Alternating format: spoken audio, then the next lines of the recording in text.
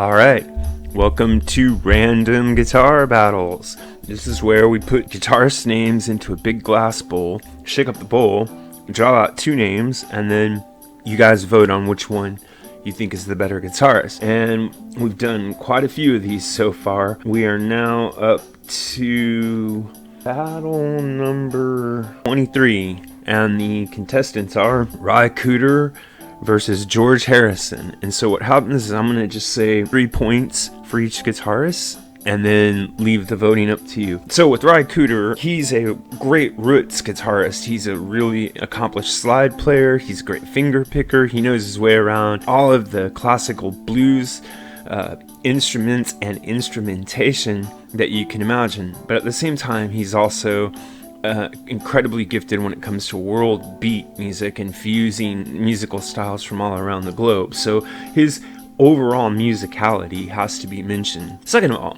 he's a great finger picker. If you go back and listen to him play, particularly in the mid 70s or early 80s, his ability to get emotion and tone and texture out of an acoustic guitar with just his fingers is, I think there are a few guitarists that have a natural great touch, finger touch, like Mark Knopfler or even Jimmy Page to some extent, although I know he also uses a flat pick when he finger picks. But anyway, my point is that is one of the most versatile finger pickers as well. Alright, so for my third point, I would say his ability to arrange and compose for soundtracks. He has a number of soundtracks that are really famous, including The Long Riders.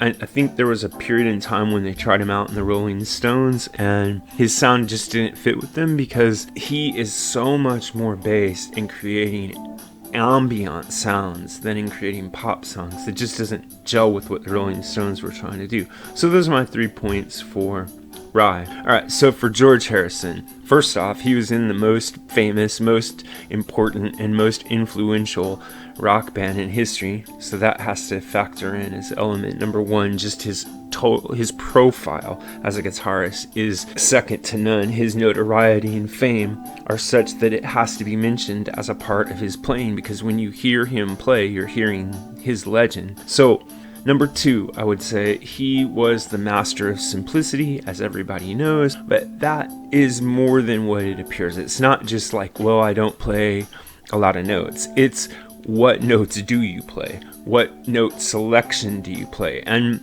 so my third point for Harrison would be his songwriting.